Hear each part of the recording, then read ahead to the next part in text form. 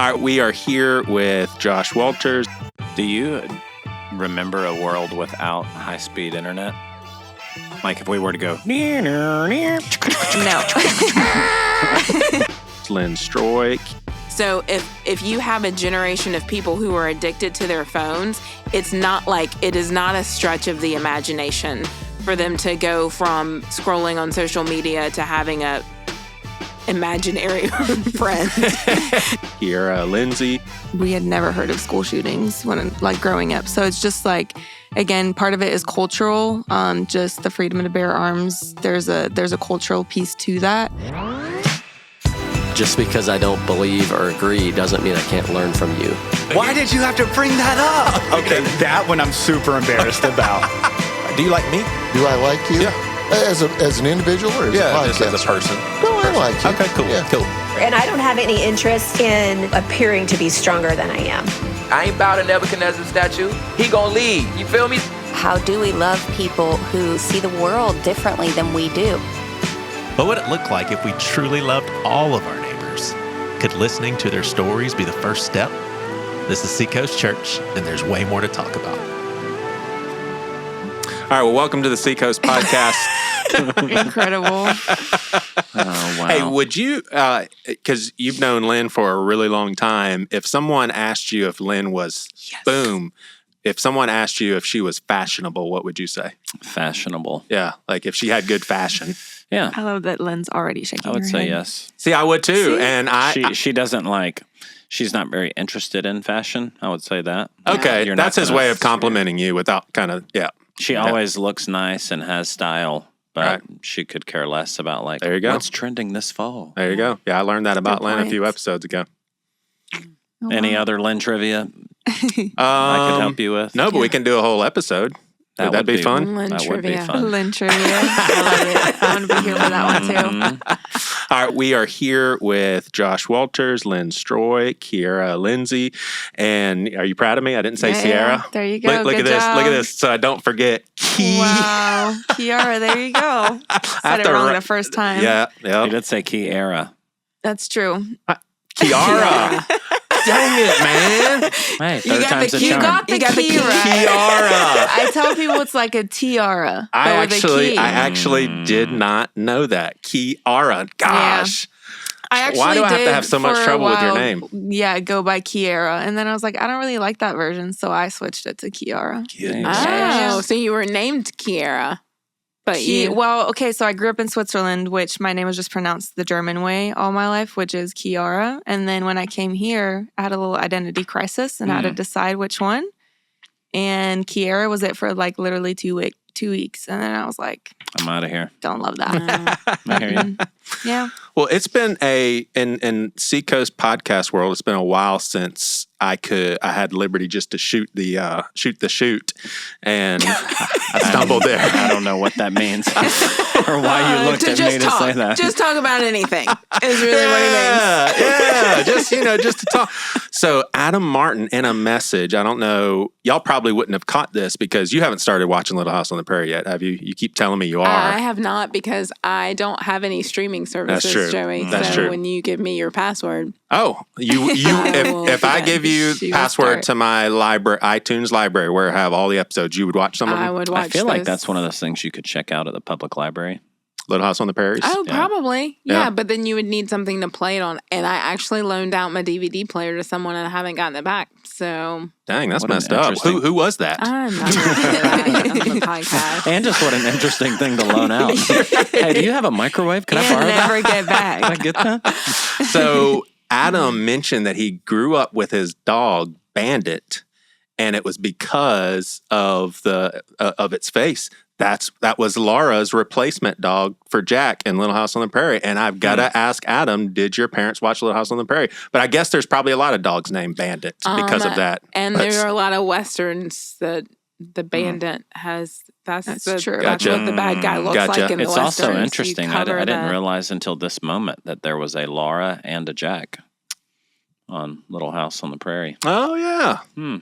Yeah, Interesting. that is Jack was interesting. a dog. Yeah. Doggy dog Jack. Yep. Jack was the dog for sure. All right. So I love movies are one of my favorite things. Yeah. Watch a lot of them, and we have subtitles on. It's just a thing that we do. Really? Yeah. Well, I mean, if it's hard to, some movies, they don't care if you hear them. I'm like, gosh, don't they want us to know the plot of the movie? And it's really hard to hear, and I don't understand. I only watch TV with subtitles. Same. It has changed. That you're What like, is happening? I never knew that they were. There's some things you don't know they're saying. Right.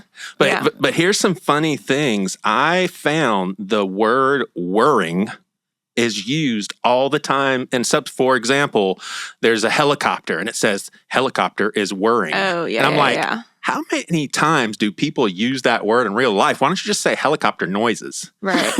Interesting. But the big question I want to ask y'all is, and we've had a discussion on scary movies, and Lynn thinks that I need to repent from them, but we'll just say thriller movies where somebody is hiding and there's like a bad guy. Part of the plot, how they build tension is the person that's hiding, they can't keep quiet because they're like, and they get their hand over their mouth and they're like, and they keep making noises, and the person with them is like, shh. Yeah. Is that a human thing? Like, if I was in a scary position, it would not be hard to just be quiet. Like, are there people that when they're scared, they literally that's a TV thing? I think so too. I couldn't imagine someone being in a scary situation, hiding, and they just can't help but to make noises. Or an age thing. Like if I had all of my youngest 25-year-olds, like Ciarrah. No, like Ciarrah. If I was home and said like, "Hey, mom's coming in. Y'all stay in here, be quiet," then like the 3-year-old, the 5-year-old, 6-year-old, like they would be like, right? Yeah, true. I said be quiet. But if we were hiding and an intruder came in, I don't see Lynn being like, right. It's not. Yeah. Would you agree? That's just not a human thing. I can't imagine. I thought the same thing too, like little kids, and because they haven't learned how to control emotions if they're scared without crying or, but I don't know that an adult, it would be really unfortunate if I were hiding somewhere with an adult who could not be quiet. Yeah. Yeah. Maybe we should try it. Movie makers kind of created something that we just all thought was normal, and it doesn't even exist. Yeah. That's pretty cool. That was the big question. Yeah. You didn't like it? Wow.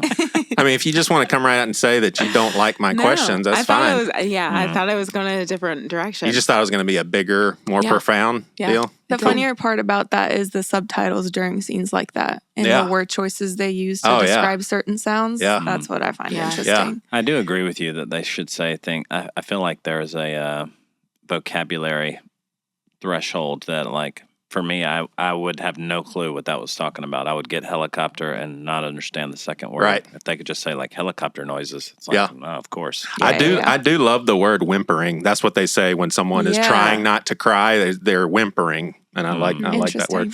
All right, Ciarrah, we're gonna take advantage of your youth. Praise God. Do you is it off-putting at all for me to like refer to you as the young person? I mean, because you're over 20 years younger than me. So there you go. I mean, I'm 46 years old. I could be your father, but is it offensive that I keep saying the young person? No, I don't really find that offensive. Because I don't mean immature. I don't mean ignorant. I just mean you're a lot younger than me. No, I'm usually, even in my classes, I've always been like on the younger side. So I used to find it offensive because when you're little, you want to be older and mature. Of course. No, not anymore. It'd be kind of immature if it was offensive to you. No offense to 25-year-olds. Yesterday we were putting up a basketball goal, and Abel, our oldest son, he's about to be 16, said, "Dad, how do you know you're old?" And I was like, "How do I know I'm old?" Like, what do you mean? And there was 3 boys, him and 2 buddies there helping me, and he said, "You're older than all of our ages added together." Oh my gosh! And he's driving now, and I was just like, "Wow, that is that when you know that you're old?" That is old. Yeah. I'll never forget as a kid thinking to myself, "What is old age?" And I knew it was subjective, so I was just thinking, "What do I think old age is?" And I never forget, I came up with 65. I thought once you hit 65, you are like super, super, super old. Now, of course, I don't think that anymore. Yeah. The only time I remember thinking that was when the guy that led me to Christ in high school, I remember going to his 40th birthday party. And at the time, I was like 16. And I just remember thinking like, 40. Yeah. Man. I used to think 40 was like Oh, a yeah. Dinosaur. Oh, That's yeah. just Yeah. like Oh, yeah. legit. Yeah. All right, Ciarrah. So here's what I want to do. I've got 4 different examples, and I just want to see if your generation, and also tell people you've only lived in the States, and you corrected me because I sent you some questions ahead of time about growing up in America, and I knew that you were here for a while, then went back to Switzerland, then came back, but I think that I was assuming that you were here a lot longer than what I did. So give people a quick narrative. You grew up in Switzerland until about 15, and then you're here for a year? Yeah, so born and raised in Switzerland until I was about 14. And then we lived in Charleston for a year and a half and then moved back when I was 15. And then stayed there. Our parents, we planted a church and we were there for a couple years. And then in 2019, we moved back to Charleston. But I tell people out of the 25 years I've lived, 19 years were spent in Switzerland. Gotcha. So, yeah. Gotcha. I mean, comparable countries? I mean, because they're both Kinda. very developed countries. Yeah, very developed. It is a lot different. Switzerland's it's a tiny country. It's smaller than the state of South Carolina. So I feel like our systems are a lot different. Our priorities are a lot different. So I just grew up with different ways of doing life. But in the sense of like development, they are quite similar. You here to stay? Like in your head, is this where you're at? Yes, that's a hard question. People ask me that all the time. I think so. I would love to stay. That's why I came back. But yeah, part of my family, most of our family is still in Switzerland. I have a brother that lives there, so it's still all over the place. But I think I'll be staying. Yeah. Yeah. Yeah. Is Swiss cheese really from Switzerland? I just thought of that. Not y'all's kind.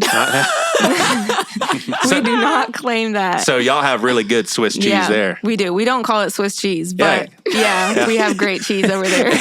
and here in America, we do have a cheese that we call American cheese. That's true. All right. So do you have any reference point for this, Ciarrah? Dad, hang up the phone. I can hear you breathing. Like, do you know what I'm talking about? Would that be just multiple phones connected to the same line? Yep. So Yeah. basically landlines, Yeah. if you had more than one phone, if I'm talking to my girlfriend, for instance, my brother can pick up in another room and just listen in. But, yeah. All right. So we had landlines growing up. Well, we had one, but it wasn't the like you could pick up in another room. It was just one phone. Yep. Yeah. So Lynne, I'm pretty sure you will even know this because I think you grew up with a brother and y'all played video games a lot. We did play video games. So Josh, how about this? The video game cartridge isn't working. Blowing it. Oh, yeah. Yep. and then squeeze it. Yeah. Slam You it have no back in idea? there. No idea. I also didn't play video games. Yeah. So. I was thinking about this. Did it ever work or was it like placebo? Like, because it's going to eventually work. Was it because we blew in it? I don't know if. That's a good question. Yep. I think so. Yeah. You do? Yeah. You Got keep a little, believing got that. a little dusty. Little Yeah, few that's true. fingerprints. That's true. What type of store, Ciarrah, would say, be kind, please rewind? No clue. No clue. What? Be kind, please rewind. Yeah. Is that like a music tape store? See, that's TV. awesome. I got her. Music tape I got her. You have nothing to feel ashamed tape, about. Records. Nothing. Rewind. Explain it, Lynne. It is a movie rental company that you would get a VHS from, and you would need to rewind it. Oh, okay. Before you returned it. Yeah. Be kind, please Like a rewind. Blockbuster. Yeah, that makes sense. Because you're unkind if you return it and it's not rewound because then they have to Really? rewind it for Only you. a Blockbuster. Was there anything other than a Blockbuster? Pick a flick. Oh, gosh. Hollywood. Hollywood. Yeah. Oh. Yeah. Blockbuster definitely had more. I mean, you could Yeah. go so far as to say almost monopolized the Wow. video Yeah, there were rental like industry. 3 all next to each other in West Columbia. There was nothing quite as like maddening as going to Blockbuster, getting the movie you wanted, getting home, and it not working. Yeah. For some reason. Mm-hmm. Wow. You remember how hopeless it was to walk into the Blockbuster, there's a new release, and you see like a whole wall of the same movie, but there's empty. none behind. You know, you have the little cover, and then It's there's like none 50 behind. of them. Yeah. Oh, And you just God. stand there Yeah. as people come in to Right. see what they're turning Right. in. Exactly. So I wanted to share. I think this is a pretty funny story, and what's so weird is to imagine myself. This is 20 years ago, jogging basically with a CD player, and we called them, I guess, Walkmans back then, CD Walkman.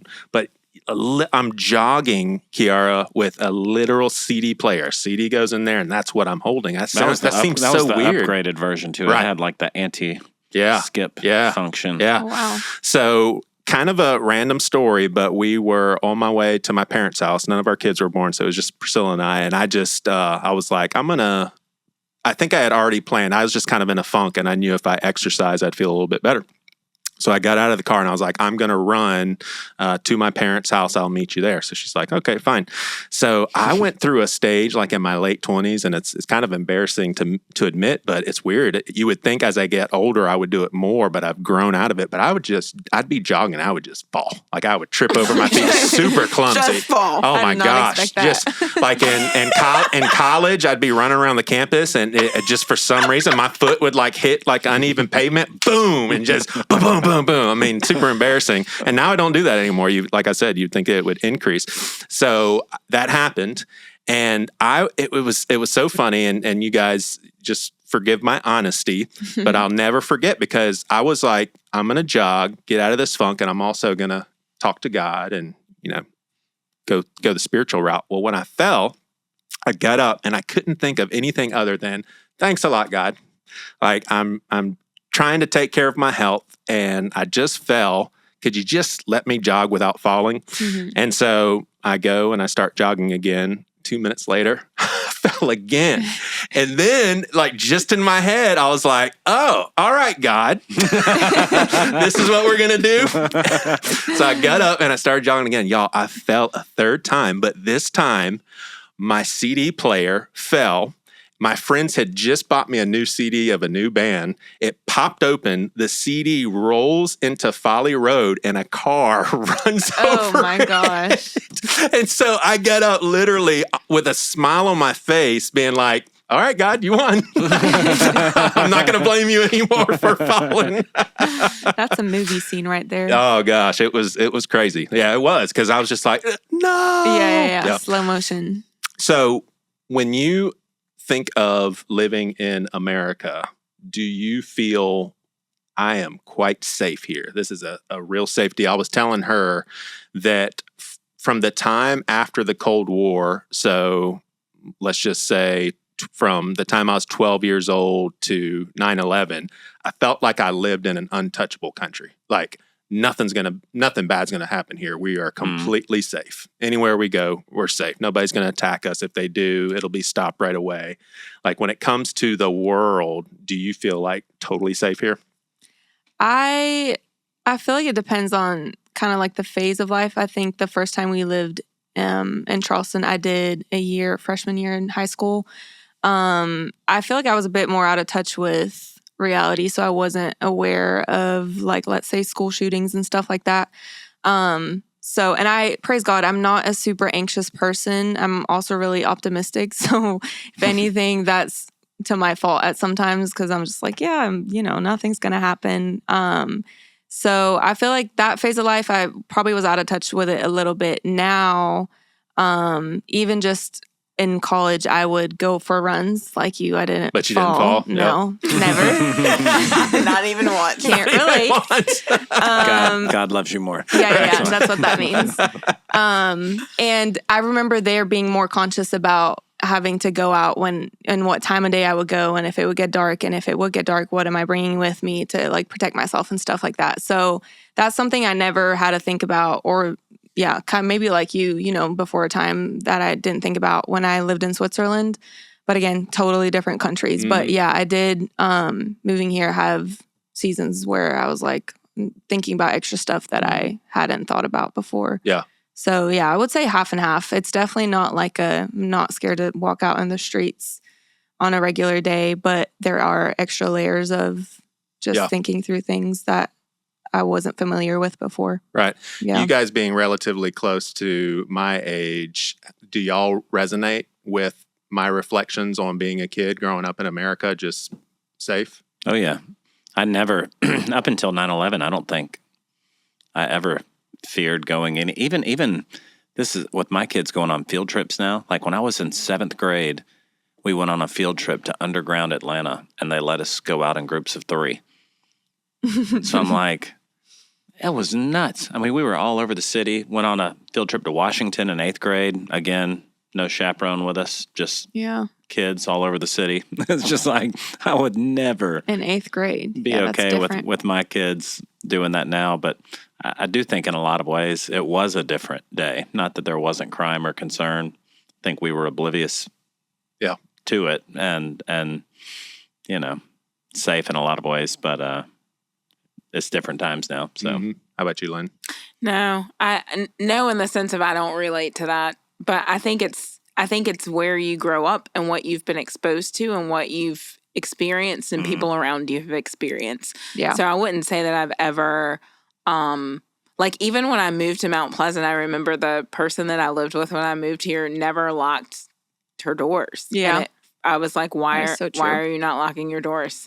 And so for me, I think I've always had, a caution about me. I don't walk around in fear, but I don't think that there was ever a point in my life where I was like, oh, it's completely safe. Yeah. There's always a thought of like something could happen. So yeah, interesting. Yeah, that is. All right, another question I want to ask the 25-year-old over here. I lost my name. That's my new name now. It's easier to say the 25. Hey, 25. I won't mess that one up.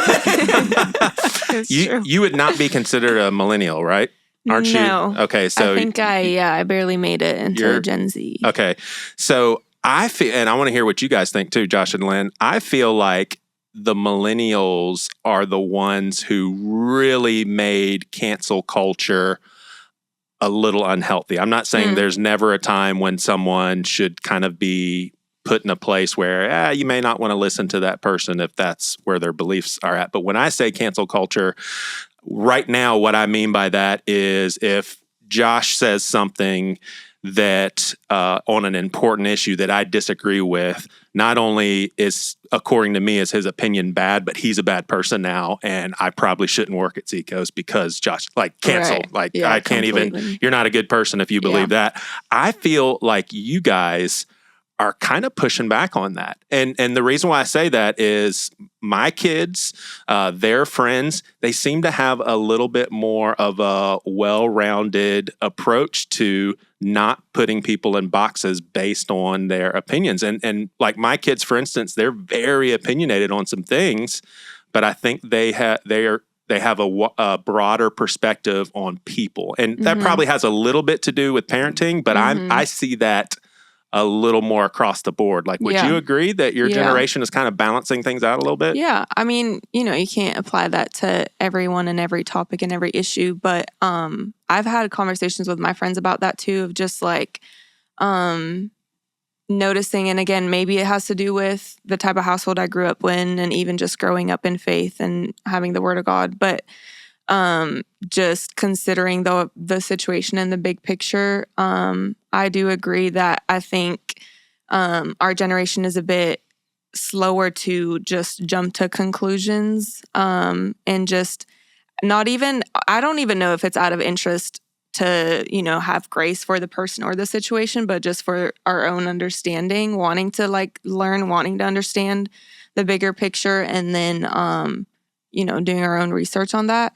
But yeah, I notice it too, even just amongst our family. Again, I have 2 younger brothers, 20 and 24, and then just conversations that we have with our parents. And, again, my brothers and I, we're all adults now. We all have our own opinions about things, and conversations are really interesting just to kind of see, how my parents maybe have their mind made up on something, and then just, instead of it being a 5-minute one and done, the conversation will turn into an hour, 2-hour thing where we just kind of hash out some things that each other never really considered.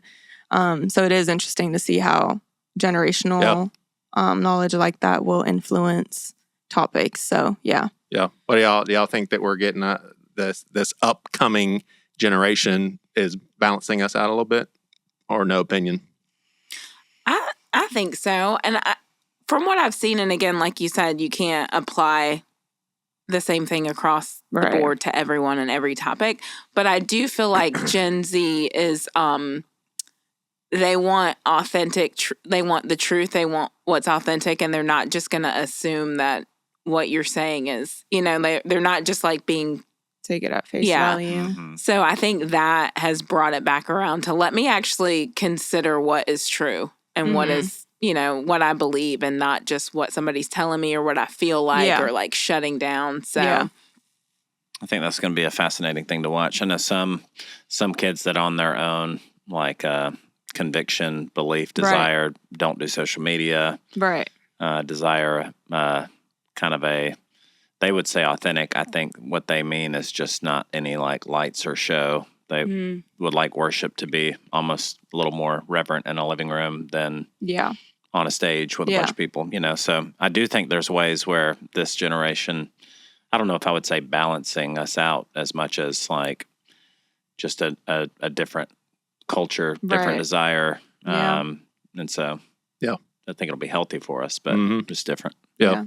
And you, Ciarrah, you grew up with cell phones and social media. Like you don't know a world without that, like the three of us do. You grew up with that. I grew up with cell phones. I kind of was like in the in-between, I think. Facebook was kind of the thing at first. Instagram came in later. But I do remember like those things being introduced.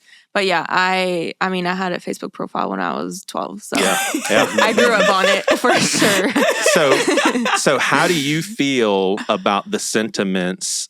And I think it's across the board, but for someone like me who has 4 kids I'm trying to parent, the sentiments of, oh my gosh, this stuff is changing our culture for the worse. It's making people lose the ability to be bored. It's causing anxiety. We got to do something. This is out of hand. These darn cell phones and social media is ruining everything.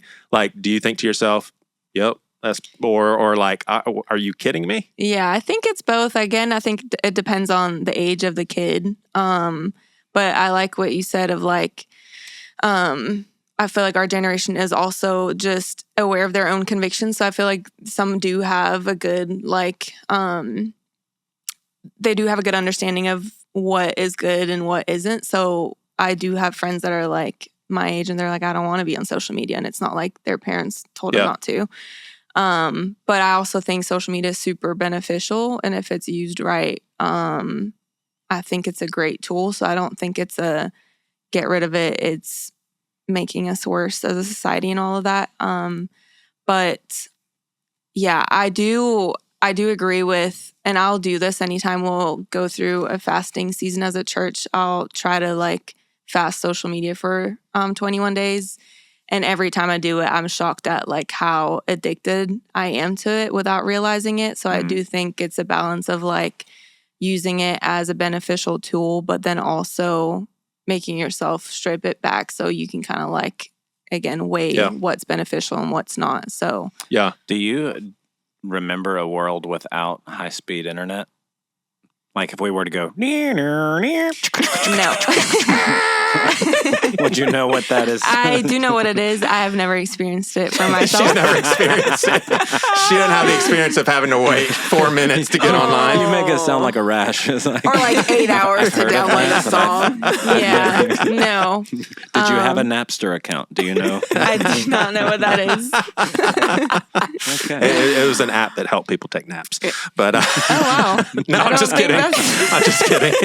Hey, but I've been thinking about this whole phone deal, and as a parent, it's definitely something that has made for some stress just in the thought of, I don't know what's the right thing to do. I don't, do we just have a no tolerance and some things that I've landed on is I don't think that, I think that as parents, I can maybe instill, hey, be careful with how married you are to these devices for crying out loud.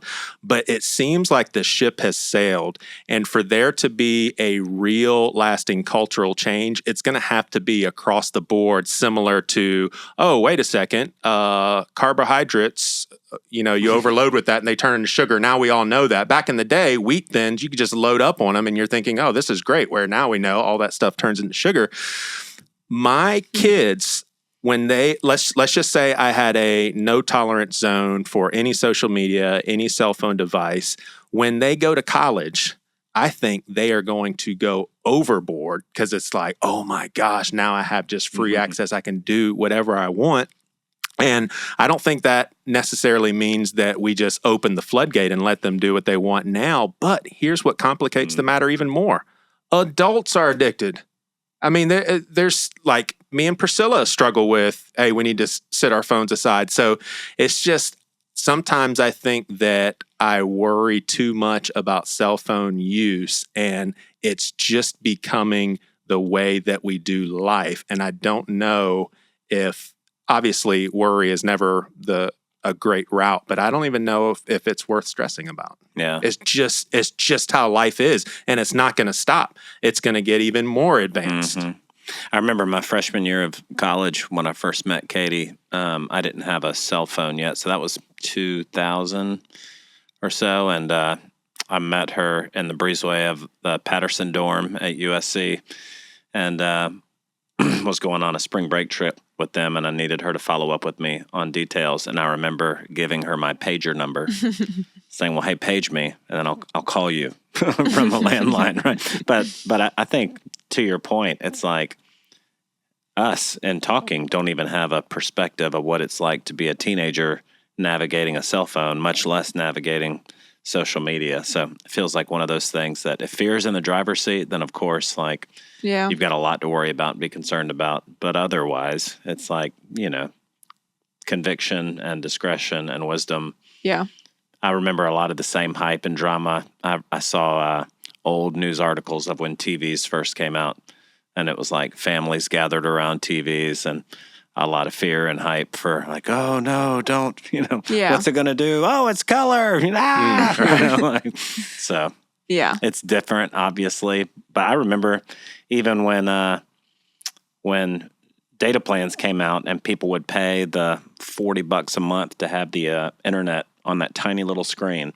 And I remember thinking and saying, like, this is the dumbest thing. Yeah. You could go home and sit on your computer with like a foot wide screen. Why would you pay all that money for this? And at the time, it was like 2 inches by 2 inches. It just seemed absurd. Now it's like the majority of people who watch church online here at Seacoast are doing it from a mobile device. So it's like, it's become such an integrated part of culture that, can it be taken too far? Absolutely. Yeah. Will it be by teenagers? Very likely. But probably. We just got to be wise with it. Yeah.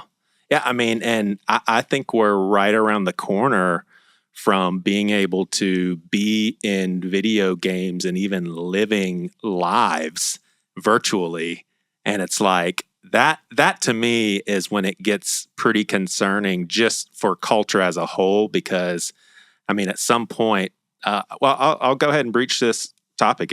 I wasn't planning on it, but there is an app now. You can get this app right now, and men can, maybe I have talked about this. If I have, Lynn, I'll just tell it again. But you can create your own girlfriend, what she looks like, age, everything, and then you can actually get to know her. She gets to know you. When you talk to her for 3 hours at night and then talk to her the next night, she asks you questions about the last conversation. As an AI girlfriend that you're developing a relationship with, it has actually ruined marriages. Wives are like, he doesn't even talk to me. This is a real thing right now. And I'm just saying this stuff is just going to get more and more and more to where, I mean, at some point, I hope there's enough people in this world that's just like, okay, this is just out of hand. Like, but as a whole, it just seems like the world is just going to keep going. I think part of that is even the drift that you're not paying attention to. Like, both of you used like the word addiction or addicted, or like, I didn't realize how addicted I was, or we're all like, Priscilla and I are addicted to it. How are, and I think even that, like that you can sit and scroll and not realize how hard it is to put it down. It's like being able to put something down and not being so tied to it changes how you use it and how you drift into the future. Yeah. So if you have a generation of people who are addicted to their phones, it's not like, it is not a stretch of the imagination for them to go from scrolling on social media to having a imaginary friends that they can see, but they got there because of the drift. And for us, like, we're like, that is crazy. But we grew up without, I didn't have a cell phone until senior year in college. Yeah. We grew up in a world where like that wasn't even a thing. So we can't make that leap. Even if we have some tendencies of being addicted to the phone now, it's still not to the extent of someone who started with it like a kid, like a 2 or 3 year old picks up the phone and already knows how to swipe. Right. And you're like, how do you know how to do that? Like it's always been around. And so I think part of that with culture is the like navigating it. You can't teach your children what technology is going to be. Yeah. Like you can only have value for how you interact with all the things now. And so that value and like your like dependency on something and ability to let go and like self-monitor is going to be what's going to take you into the next new thing. Yeah. Even like, and you touched on this when we were talking about like Gen Z and craving authenticity, and even like in a church setting, worship setting, wanting it to be stripped down. So I wonder, I cannot imagine this imaginary boyfriend girlfriend app being appealing to a Gen Zer. I don't know, but just of like, it can only entertain probably so far, but then as human beings in general, we crave to be known. We crave to be known authentically. Mm-hmm.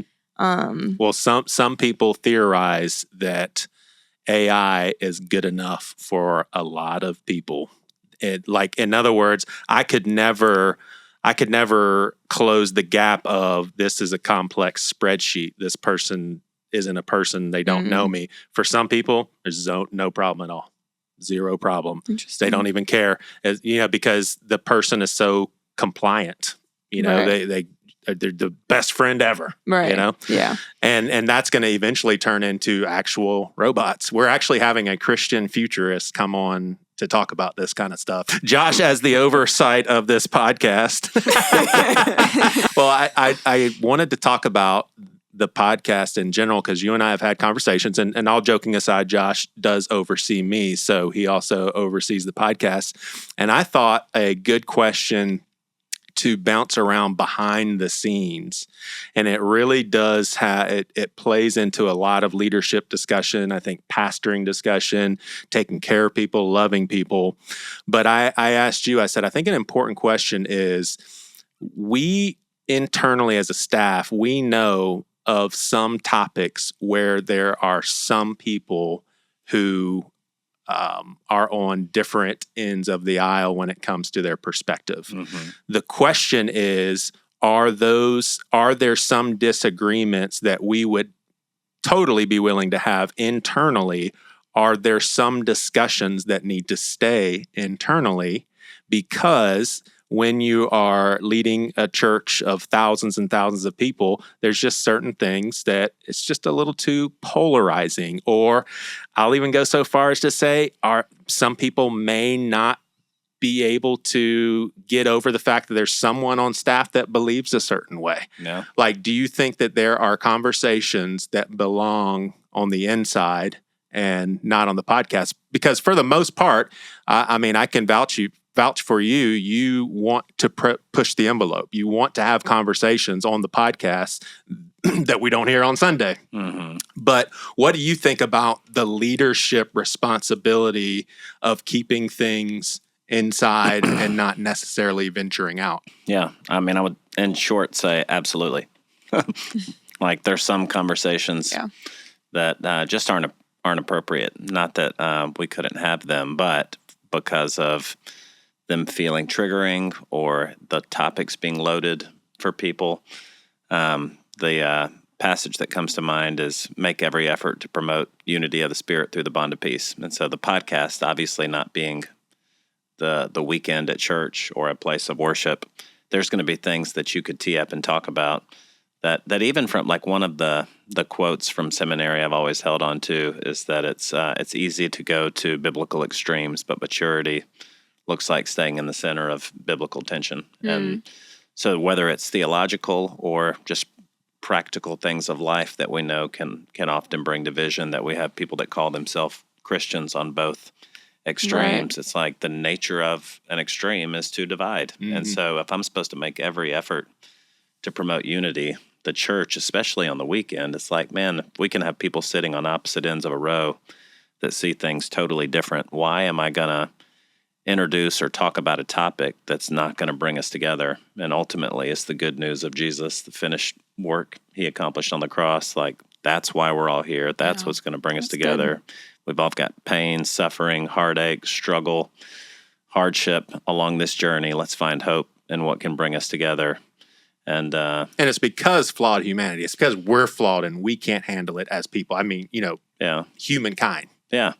In part because we're flawed, in part because we're people. We have the freedom to feel differently, think differently, whether that's because we're flawed or because there are issues that aren't as black as right and wrong.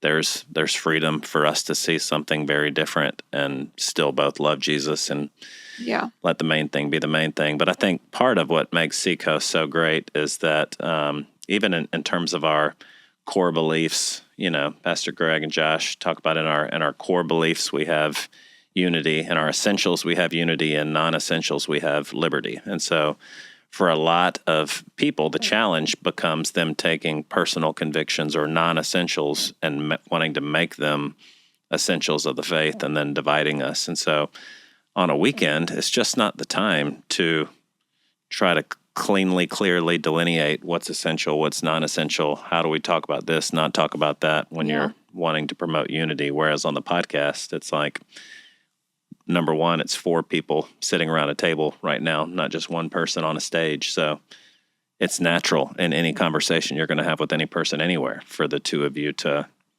have a different upbringing, have a different perspective, have a different, you may have grown up in a home where your dad had a gun collection and a safe and hunted, and guns were very normal. We didn't even own a gun. I've shot one since then, but like our upbringings from go created very different perspectives and worldviews. Not that one's right and one's wrong. They're just. Can we talk about guns? Just different. Boss man, can we talk about guns? You're the one in charge here, Joe. No, I'm not. Well, I thought about Jesus, for instance. And this is just some good imaginative thinking. I think, so he already broke social norms. We all know that, the sort of esteeming that he had towards women, for instance. Right. But I thought, could it be that he naturally would have even broken that norm more by identifying women as part of his 12. So maybe Mary Magdalene would have been the 13 disciples, but he knew from a leadership perspective, nobody would have ever taken him serious. They would have been like, what in the world? So in other words, he knew that would be a good thing, but not necessarily in that timing because of the greater perspective. Does that make sense? The greater perspective of other people? Do you understand what I'm saying? I understand what you're saying. I mean, I think my short answer is yes. I mean, you see that throughout. Even Paul, who says, is it Paul or Peter? I think it's Paul who's saying, don't be a stumbling block to your brother. Mm-hmm. And so part of that is the reason why when we send missions trips out, we dress like the culture we're going into. Right. Not because we think that women should not show their knees, but because you're only going to have as much relational credibility as you're not offending the culture that you're going into. And so same thing with divorce. It was given to a culture where things were happening, mm-hmm. and God through Moses allowed it, but that was never his intent. And so even for Jesus, it may not have been his intent that a woman can't lead, but you're right. You're in a culture where a rabbi wouldn't have even been seen on the same side of the road with a woman.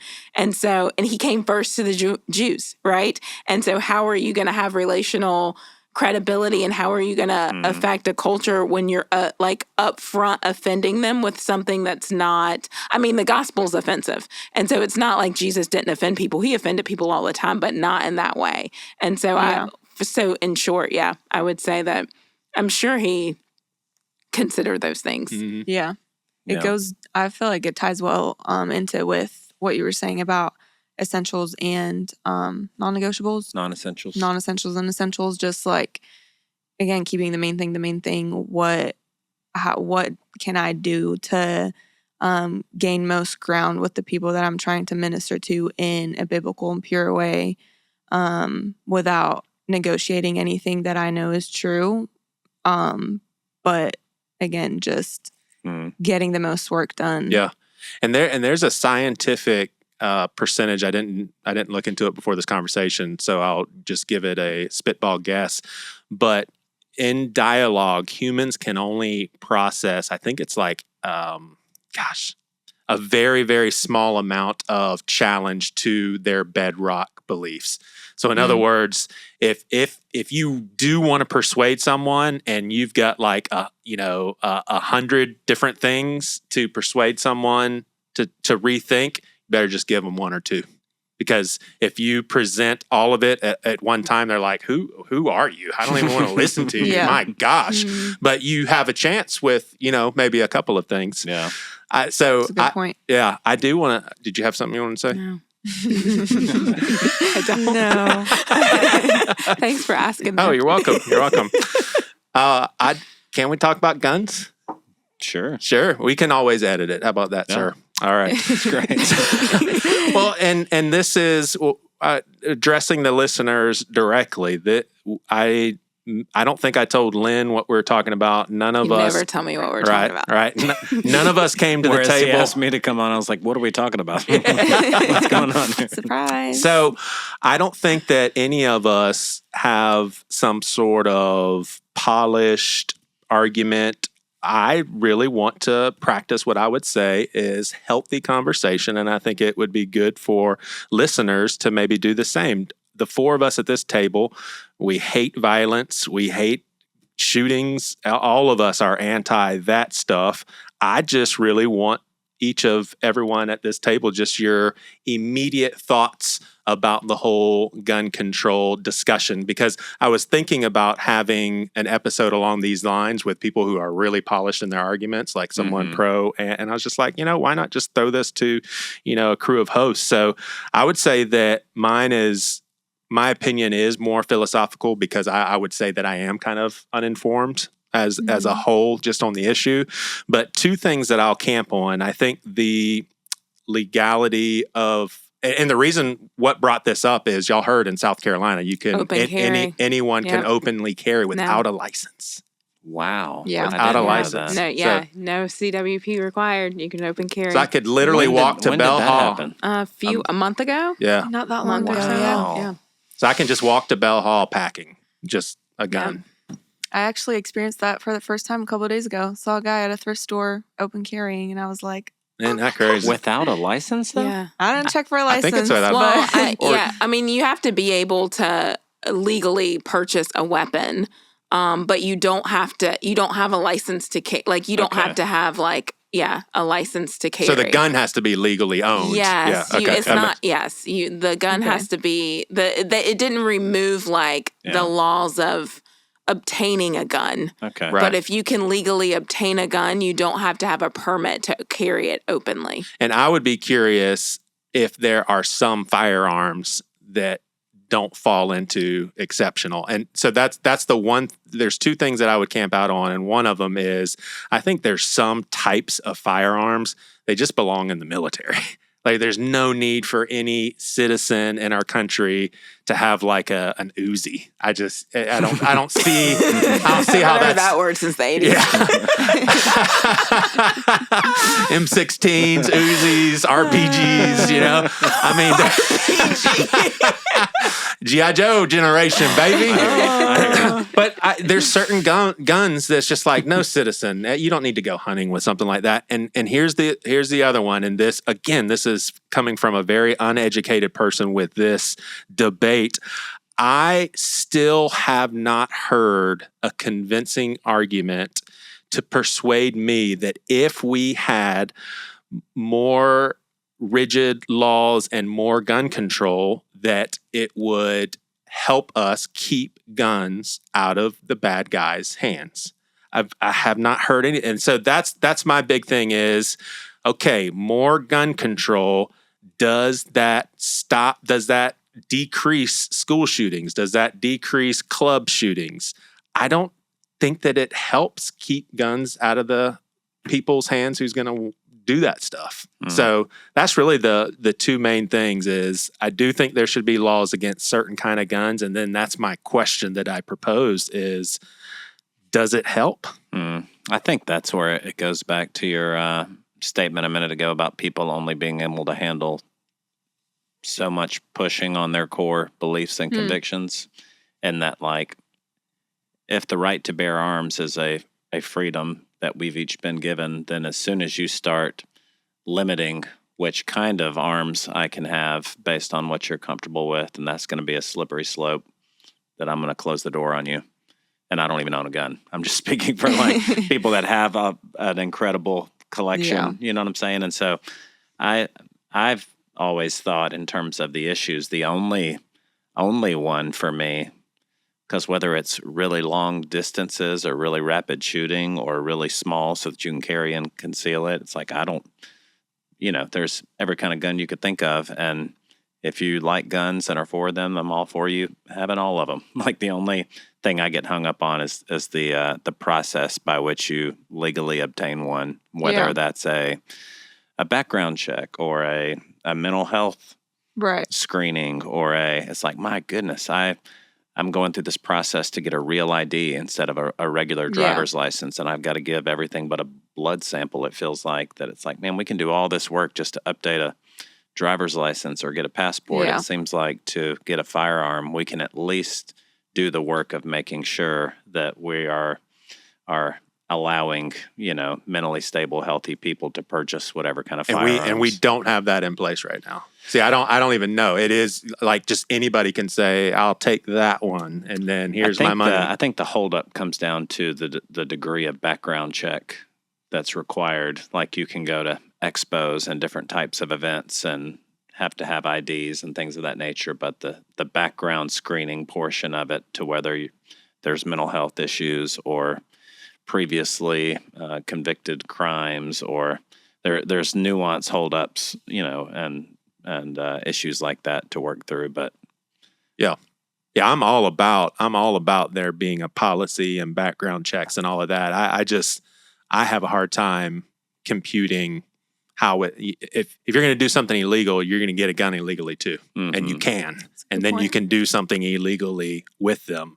But yeah, I don't know. What do you? I think that's going to be the case for anything, though. Yeah. I just saw an article this morning about the Hyundai boys or something like that. They steal Hyundais. We have a staff member whose car they accidentally hit the horn. They have them on the Ring camera in her car for like 20 minutes trying to do that challenge. And yeah. What is the challenge? Is this a TikTok thing? They only steal that kind of car. Apparently there's a way to do it quickly, and they sell them for $100 to $500 I'm glad I don't own one of whatever. There's a defect with the car, so they can pop out the where you put the key in, and they can hotwire it quickly and easily. Yeah.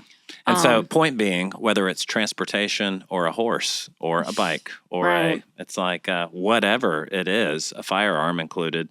It's like, while there's people that don't have means and have desire, that narrative is true for anything, not just guns, And so I think that's just part of the world that we're living in, and the need for, I would say for our family, it's like, man, we've got 7 kids. I never had one growing up. So for me, it was never a judgment as much as it was a safety call of like, all right, I live in a very, urban area, lots of other kids and people. It's like, we're doing good to lock our doors and keep a clean house. The last thing I can worry about is a gun safe or, it getting into the hands of the 50 little kids that are in our house at any point. So it could something happen to civilization locally here in Charleston that would make you change your mind and be like, I bet, like if riots were becoming normal in like suburban. Totally. I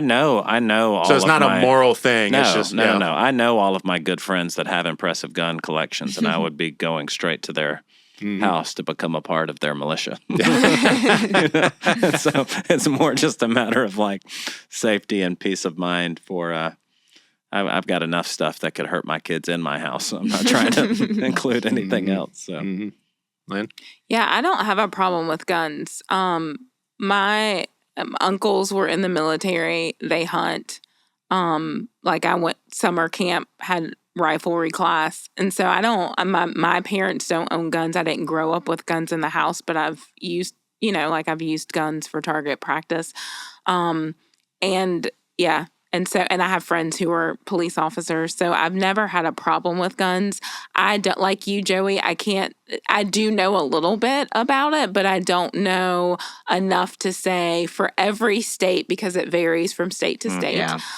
For every state, what are the qualifications for getting a gun? Like, what is the difference between going to a pawn shop or a gun shop or an expo or, like the access that you get? And the other question, being a data person, is of the school shootings or the mass shootings, how many of those had the gun legally? And, if there had been an extra step, would they not have had it, or would they have been able to attain it? I think in some cases it was a gun that was in the home that a parent may have owned or someone else. So, I mean, there are so many factors involved, and how much of this, especially the discussion that we have in public, is driven by media and politics and not what is actually going on. And you think in the case of laws, like you're signing this bill, what else was attached to it? What deals did you make to get this person to support this so that you would support that? Like, I don't know all of those. Things. I do know that I just don't, you're right. You have the right to bear arms. Where do you draw the line? Do you draw the line? Because the question is, when you start to draw the line, who gets to decide that? Because today, the discussion might be, oh, well, you can't have this kind of weapon. Uzis. Yes. Yes. And then you can't be RoboCop. And then whoever's in charge 10 years from now, what do they decide? And so some of that tension is over the course of history. What kind of decision do we make today that we can at least try to have enough foresight of, is the pendulum just going to keep swinging back and forth? Yeah. Or are we thinking the larger picture? And so I don't want a snap decision, but I do think that there are some things that don't make sense to me. But I don't know all of the facts involved. And the number of even like the safety issue, like I think of the larger world and the different things happening in other countries. And, we're such we stretch from a coast to a coast. So the thought of someone like invading us is not as much of a threat as someone like, shooting a missile, nuclear, like going to war, cyber attack, that kind of thing. Right. But if somebody were just going to invade, and you think about like riots or things like that, there are things that like the government can't help you. Even if you call the police right now, like the lag time between them getting to you. So there are so many factors of saying, like, how do you protect yourself? What does that protection look like? Who's in charge? Who gets to make the decision? Right. Who says that you're mentally fit? Like right now, it may be you do this thing, but, there have been cases in American history where people haven't been allowed to get IDs or to vote because the people in charge have created these hoops that you have to jump through, and they've controlled it. So who's to say that doesn't happen? Because it has happened. And so I don't know. I don't know the answer. I know it's a hot topic. I'm not against guns, but I also think, And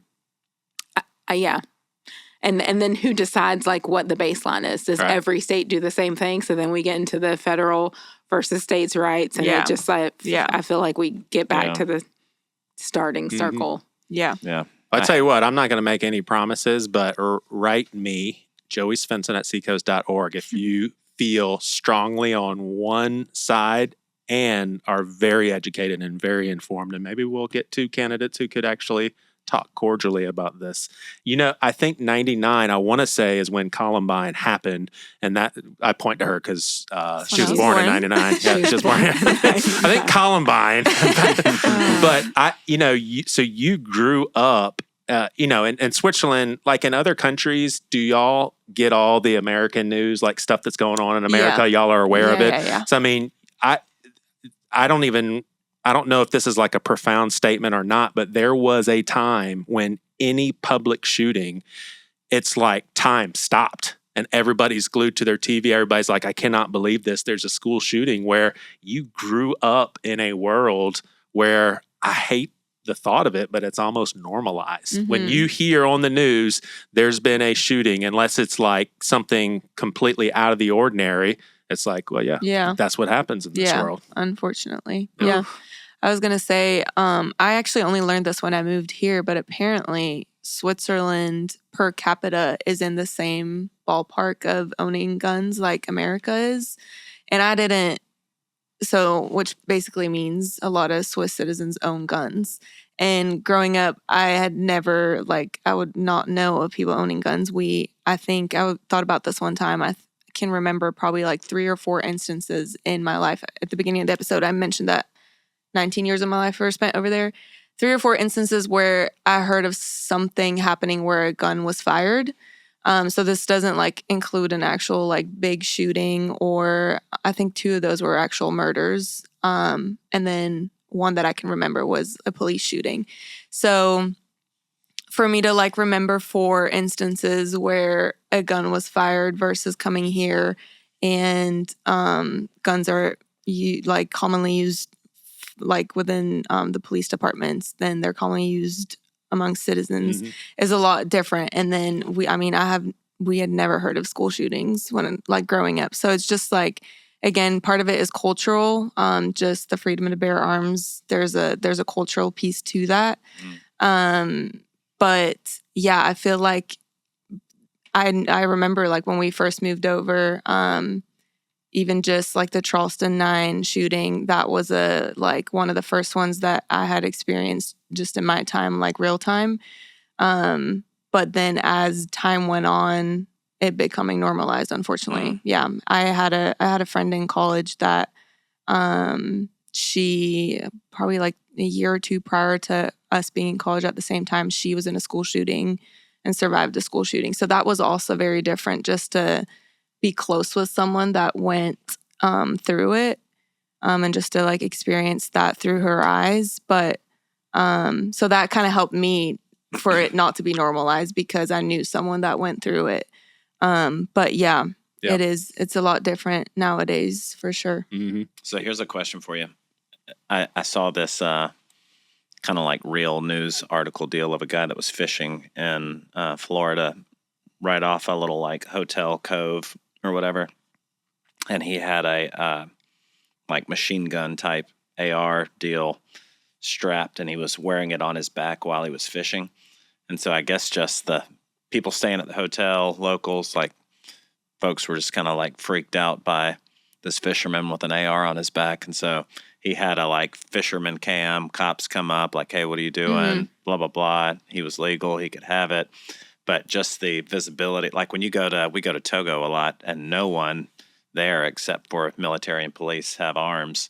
But when they do, it's all a machine gun. So everywhere you go, when you see them, it's this symbol of order and protection. And so if that gets to the point, I didn't know that had happened in South Carolina a month ago. But if you're walking up to Shem Creek, there's a guy fishing that's got an AR strapped to his back. It's is that concerning for you? Or in Togo, there's training and order, and it's a picture of security and protection.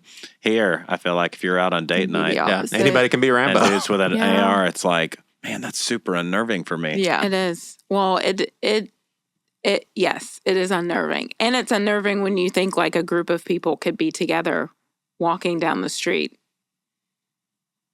strapped with their guns, and you're but legally they're not a threat because they're allowed to do it. So there's so many those kind of things, so many man. Things. Yeah, it's really and you think about the number of robberies or things like that where someone has snatched a cop's gun and they're trained to protect. It's for average person. For Johnny walking up the road with his gun, it's man, you just don't have the same measure of training or social cues and awareness to like protect what you're carrying and what somebody else might do. So does it create and like, does it increase the risk or increase the safety? Right.